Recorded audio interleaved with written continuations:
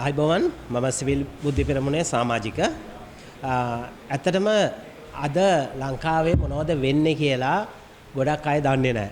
ඒ තමයි අති විශාල ජනවරමක් අරගෙන සිස්ටම් චේන්ජ් එකක් කරන්නට ආපු මේ නව රජය ඒ වැඩපිළිවෙල එහෙම නැත්නම් සිස්ටම් චේන්ජ් එකක් ගැන බලාගෙන ඉන්න වෙලාවක් තමයි මේ.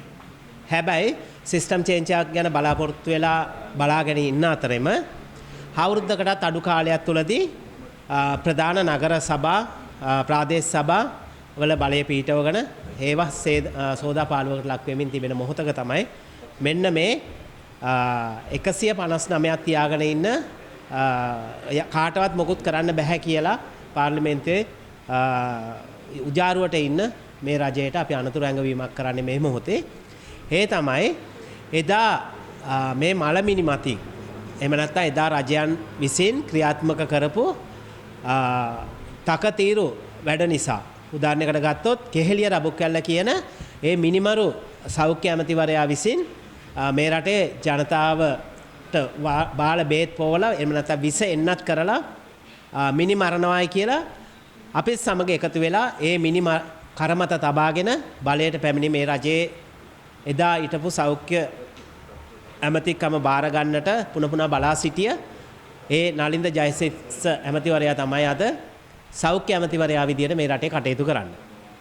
ඉතින් අපි ආන්නට කැමති එදා ඒ බාල බේත් ගෙනල්ලා එන්නත් කරලා මිනි මරනවා කියපු ඒ පණිවිඩය අරගෙන ජනතාව රවට්ටලා බලයට ඇවිල්ලා අද අපි එයාට කියනවා එයා සෞඛ්‍ය ඇමතිවරයා විදියට කෙහෙලිය රබුකැල්ල ඉන්න ස්ථානයේ ඉඳිමින් මට මොකුත් දන්නේ නැහැ මම මේලෝදයක් දන්නේ නැහැ පාට් එකේ ඉන්නවා නම් අපි පොඩ්ඩක් මතක් කරගන්නේ කියලා කියනවා මීට අවුරුදු දෙකමාරකට ඉස්සෙල්ලා කෙහෙලිය රබුකැල්ල කරපු කාර්යභාරය තමයි මේ ඔබ කරමින් ඉන්නේ කියලා අපි නලින්ද ජයතිස්ස සෞඛ්‍ය ඇමතිවරයාට මතක් කරලා දෙන්නත් කැමතියි.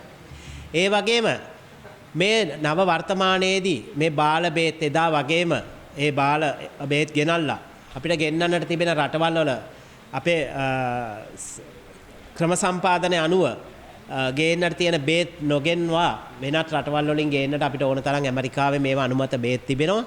නමුත් මේගොල්ලන්ගේ වැඩි කොමිස් මුදලට යටත්ව ඉන්දියාව වැනි රටකින් මේ බේත් ආනයනය කරලා මේ බේත් භාවිතයට සුදුසු නැහැ කියලා අයින් කරලා තිබෙන තත්වයක් හමුවේ නැවත එම භාවිතා කරනවා ඔබ කවුරුත් දන්නවා.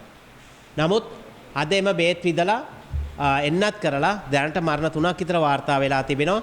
එම බේත් එම ඖෂධ ස්පිතාල වලින් ඉවත් කරගන්නට කියලා දැනුම් දීලා තියෙන මොහොතක අපිට සැකයක් තිබෙනවා එම බේත් ඒ විදිහටම ඉවත් කරගත්තද අදටත් තවමත් එම ආරෝග්‍ය ශාලාවල එම අහිංසක රෝගීන්ට එම බේත් එන්නත් කරනවද කියලා. ඉතින් අපි කියන්නට කැමති කරුණා කරලා මේ රටේ ජනතාවගේ මොළ සෝදලා සිස්ටම් චේන්ජ් එකක් ගෙනෙනවා කියලා බලයට ආපු මේ රජයට කිසිම සදාචාරාත්මක අයිතියක් නැහැ. අද මේ ඖෂධ මාෆියාවට සම්බන්ධ නම් කීපයක් කියවෙනවා. එකක් තමයි අපේ බෙනරගම කියන නම. අපේ ගොඩක් අය මේ දවස්වල මේ අපිට සමහරක් අවස්ථාවල දුරකථන මගින් දන්වලා තියෙනවා ඔබ ඕන දෙයක් රජයේ සම්බන්ධ විවේචනය කරන්න කතා කරන්න හැබැයි මේ අය සම්බන්ධව නම් කියන්න එපා කියලා. අපිට හිතා ගන්න බෑ ඒ කියන්නේ ඇයි මේ නම් කියන්න එපා කියන්නේ කියලා.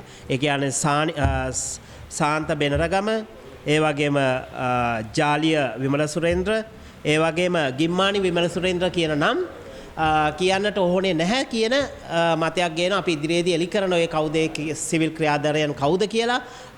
මොකද අපිට කෙහෙලිය රබුකැල්ලේ වැඩේදීත් ඒගොල්ලෝ හිටියා. අද ඒගොල්ලන් නියෝජනය කරන කඳවුර අවුලක්ද කියලා. අද ඒ අය නියෝජනය කරන කඳවුර මේකට අරස් කපනවද කියලා අපි අහන්න කැමති. බලමු අපි ඉදිරියේදී මොකද වෙන්නේ කියලා. අපි මේ සටන අතාරින්නේ නැහැ සිවිල් ක්‍රියාකාරිකයන් විදියට. අපි එදත් හිටියා මේ සටනේදී හදත් ඉන්නවා මතුවටත් ඉන්නවා. ඒ වගේම අපි නැවතත් මේ වර්තමාන රජයේ ඇමතිවරුන්ට අනතුරු අඟවන ගමන් ගරු ජනාධිපතිතුමාගෙන් ඉල්ලා සිටිනවා ඔබතුමා මේවා ගැන නොහැසූ කන්සේ සිටිනවා නම් මේවා ගැන සොයා බලන්නේ නැත්තම් මේ සිවිල් ක්‍රියාධාරයන් වෙන්න පුළුවන්. එහෙම නැත්නම් මේ රටේ අහිංසක ජනතාවගේ මරණ ගැන වාර්තා වෙන්නේ නැති පසුබිමක්ද මේ රටේ තිබෙන්නේ කියලා අපි හරියටම දන්නේ නැහැ. එය තත්ත්වය එසේනම් ගරු ජනාධිපතිතුමනි ඔබේ අවසානය එහෙම නැත්නම් NPP රජය කියන ඒ බෝඩ් එකේ නන් ටික ඉවත් වෙන්නට බොහොම ආස අපිට බියක් තිබෙනවා මින් පසු කවුද මේ අවස්ථාවට එන්නේ කියන එක. ඒ නිසා අපි මේ කෑහ ගානේ ගරු ජනාධිපතිතුමනි ඉඩ දෙන්න එපා. සෞඛ්‍ය ඇමති වෙන්න පුළුවන්. මේ අපි යතින් සඳහන් කරපු නම් තිබෙන අය වෙන්න පුළුවන්. වහවහම එම අයට විරුද්ධව කටයුතු කරලා එම අය අපි කතා කරන්නේ අපිට දැනෙන සහ අපිට ඇති වෙලා තිබෙන සැකේ මත නොව සාධාරණ හේතු මත තමයි. ඒ කියන්නේ මරණ 3ක් සිදු වෙලා තියෙන අහිංසක මරණ මේ රටේ ජනතාව ආරෝග්‍ය ශාලා කරා යන්නේ Tamanට සුවපත් වෙලා නිවසෙන්නට මිසක් අර කෙහෙලිය කිව්වා වගේ මරණ මල් ශාලා වෙත යන්නට නොවේ කියන එකත් මතක් කරමින් අපි අනතුරු අඟවන්නේ නැවතත් මේ රජය පවත්වාගෙන යන්නට නම් මේ කියන මේ කළු චරිත ටික අඳුනාගෙන කටයුතු කරන ලෙසයි. බොහොමත්ම ස්තුතියි.